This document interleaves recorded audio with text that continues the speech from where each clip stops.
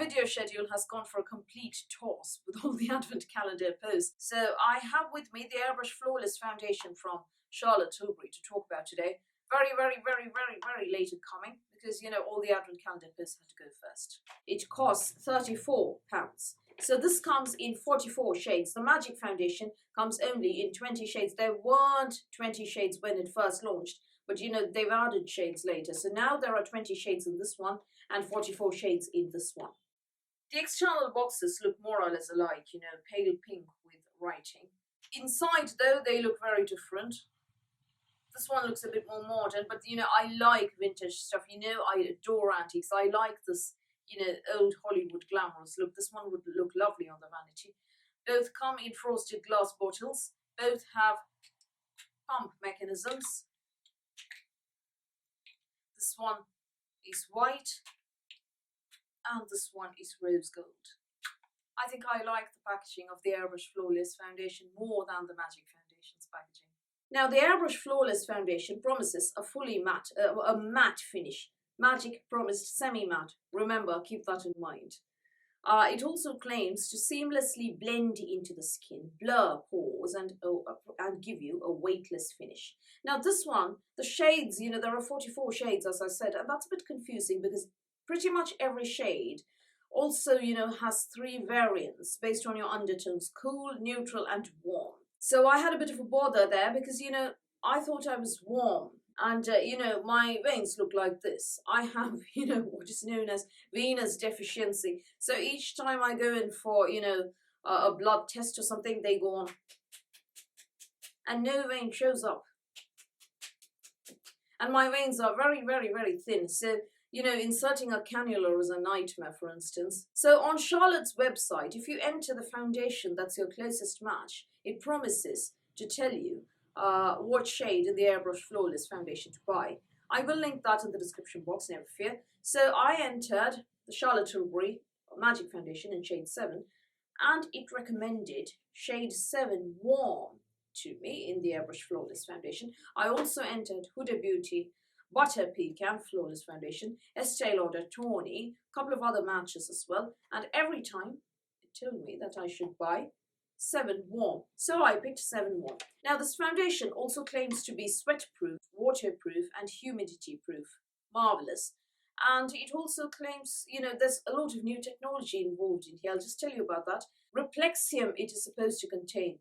Replexium, I've no idea how that's pronounced. It's a very new term to me.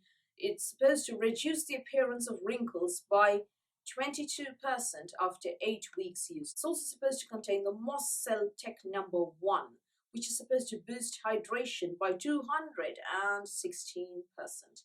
That is supposed to be, I believe, the mushroom extract in question. It's also supposed to have air cool for an instant fresh feeling and claims to moisturize for 22 hours. I don't wear foundation for 22 hours. My face would resemble an explosion in a fireworks factory if I did that. Lots of acne.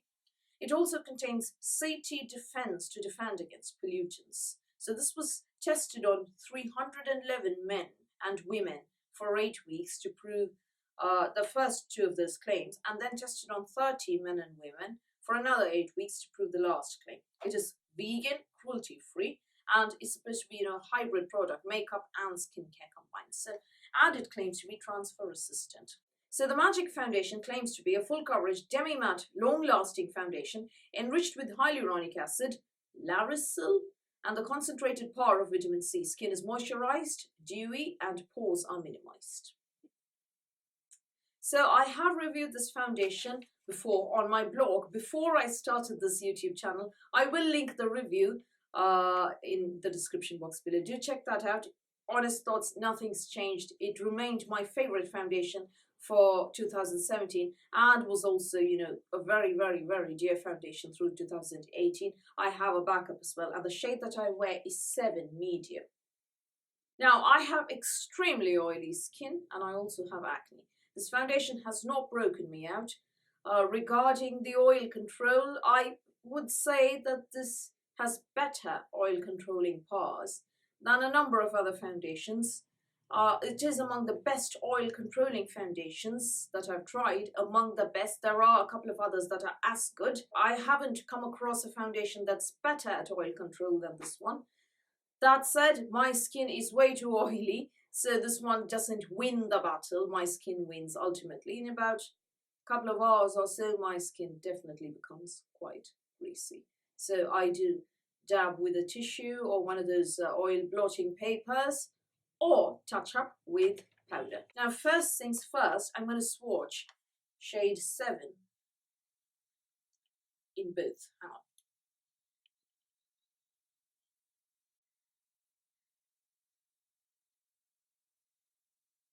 We'll spread those a bit later.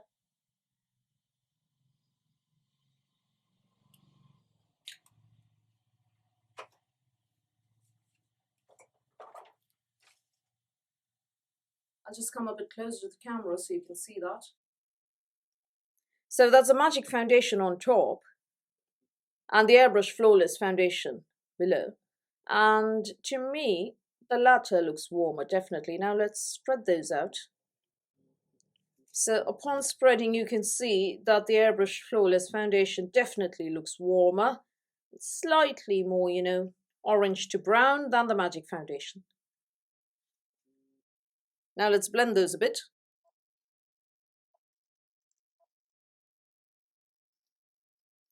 Well, there you go. The Airbrush Flawless Foundation is definitely warmer than the Magic Foundation in the same shade. Now, before jumping to any conclusions, let me demo these for you. I had demoed the Magic Foundation a couple of weeks earlier, back when I had cystic acne, which was actually oozing. So this area that was, and you can see that I struggled a bit there, particularly because the acne started bleeding halfway. I do have hyperpigmentation. Let's see how both these foundations perform over that hyperpigmentation. Off we go. Magic Foundation first. As you can see, I've got some acne here. The result of steroids. Now, because I want to be a bit gentle in this area, owing to the acne, I'm going to go in with the Urban Decay Optical Blurring Brush. So I think buffing in foundation over that cystic acne is going to be extremely painful. Might actually be a good idea to stipple the foundation there.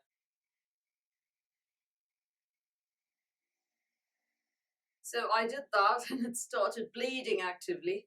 Not the foundation's fault at all that I've gone and got acne. I'll just do my forehead and come back, and hopefully by then the bleeding will have stopped. Now I have a standalone demo of the Airbrush Flawless Foundation. Let's see how that does.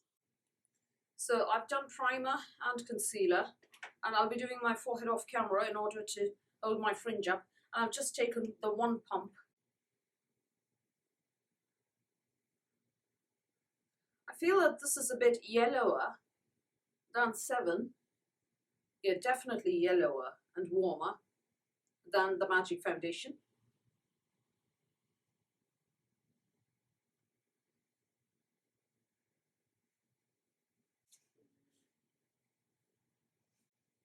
And this is the area that I have covered with foundation.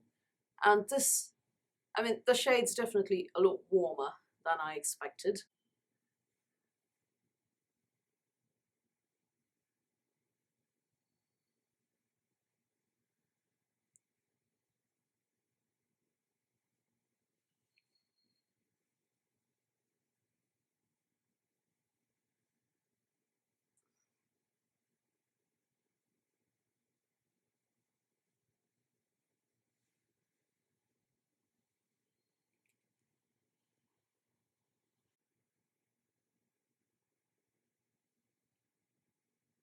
Finally, here's a demo with the Magic Foundation on this side, my right, and the Airbrush Flawless Foundation on the left. Let's compare shades, let's compare finishes. So now I'm going to go in with the Magic Foundation on this side and the Airbrush Flawless Foundation on this side. That will probably be a bit of a mess, but yeah, nothing ventured, etc. I have primed my face with the Smashbox Photo Finish Foundation Primer Light, and I've also done a bit of concealing on the under eye area. My acne has thankfully subsided. So first, the Magic Foundation. That actually doesn't need any shaking. This one does though. And on the forehead, I'm going to use whichever looks better. And that I will do at the end.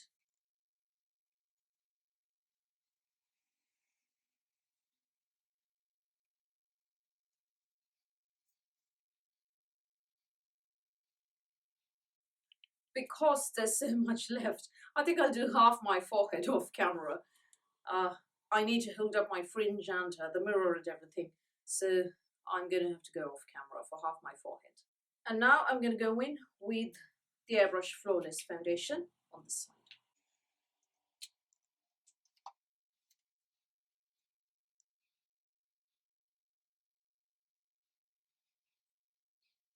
That's definitely warmer than this side.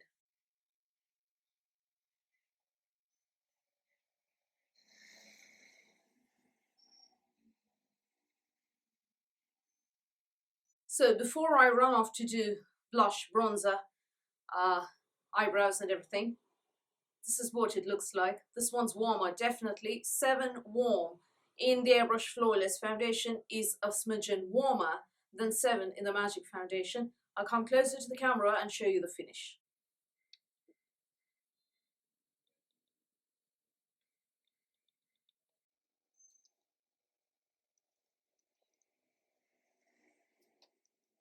So yeah, the sun's over there, which is probably contributing to this one looking a bit lighter this side. But then, you know, you saw that in the close-up, this one is definitely showing up as warmer, more, you know, orange undertoned. And this one does oxidize a little later. This one doesn't oxidize as much. So I feel that the Magic Foundation is, you know, more truer to shade than this one, which definitely oxidizes. And you can also see that this side, the left side, where I've applied the Airbrush Flawless Foundation, is slightly oilier than the Magic Foundation. The Magic Foundation went on first. I did that on purpose so that, you know, you would see that in less time, the Airbrush Flawless Foundation is greasier, and the Magic Foundation in more time doesn't grease up as much. Now I'm going to go off camera again and do my eyebrows, touch up my lipstick, and do my blush, and I'll be back.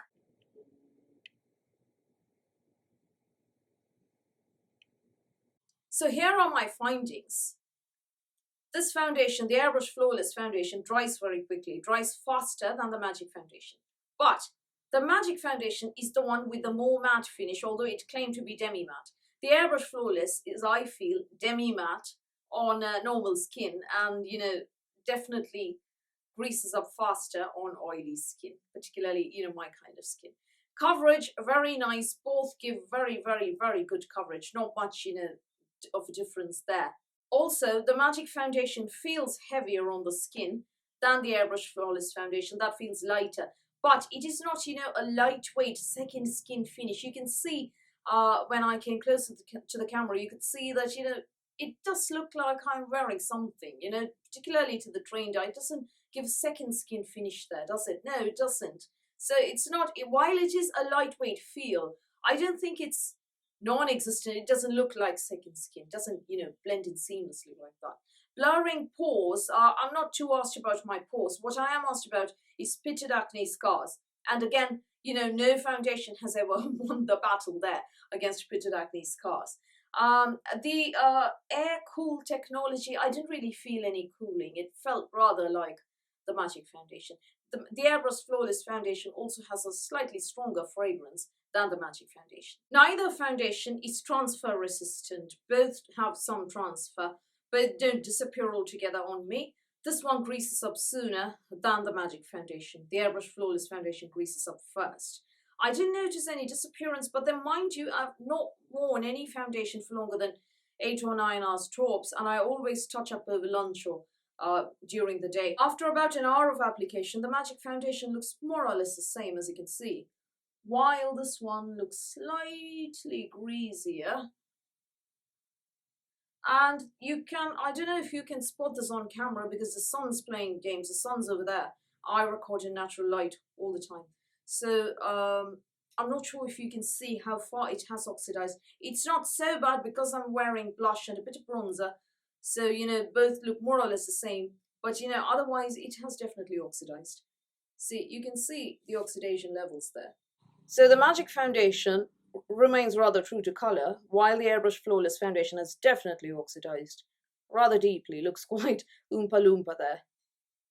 4 hours of wearing this foundation alone later, no setting powder, some mild blush.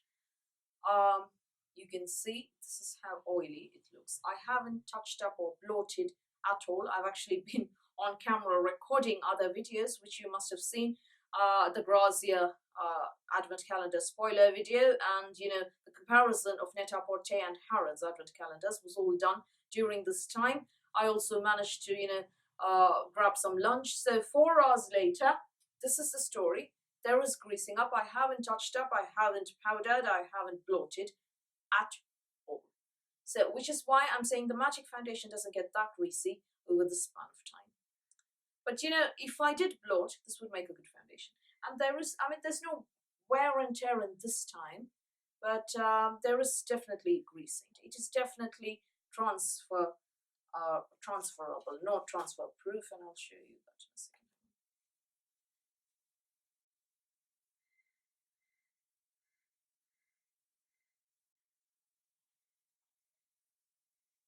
So I'm not dabbing very hard.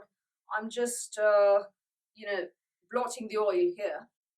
That is not transfer proof. There is, okay, you've seen that. There is some transfer. It is not transfer proof. Is it sweat proof and humidity proof? I wouldn't say that. It is definitely not grease proof either. So, you know, if it's not grease proof, it's not going to be humidity or sweat proof either, because I become greasy when I sweat, I become greasy when it's humid. So it's not sweat proof or humid. The problem that I have, you know, are all those grandiose claims that have been made about this foundation. If not for that, you know, if not for all those claims, and you know, when expectations aren't that high, this would make a very good foundation in itself. But all those claims are, you know, the problem here. Now, both these foundations are priced exactly the same, you know, £34 for 30 mils. So my recommendation, if you are oily skinned, if you have some kind of greasiness during the day, the Magic Foundation stays matte for longer. The Airbrush Flawless Finish Foundation is a very nice foundation, covers a lot, feels lightweight, the Magic Foundation does feel heavier, but they both look alike. That's the same level of heaviness visually, you know, but feeling wise, you know, it feels heavier, the Magic Foundation. Not, you know, complaining, it feels as heavy as the Estee Lauder Double West in Place foundation, that's all. This one though feels lighter. There's no air cooling thingy that I could feel. I haven't noticed any change in wrinkles. That's, you know, maybe I don't have wrinkles to notice any change about. I haven't noticed more hydration to the face. They're both very alike. They're not drying on me. Foundations are, very few products are drying on my skin because I have very oily skin. So I have noticed no drying from either of these. So I can't tell you if this one boosts moisture by 216%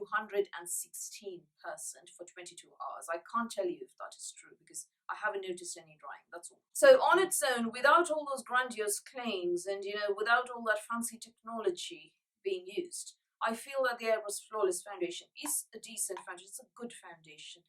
But if you're oily skinned, go in for the Magic Foundation, not this one, definitely. Honest opinion, being rather brutal here, I know. Of late I've, you know, become rather brutal. I think the older you are, you don't care what you say on camera.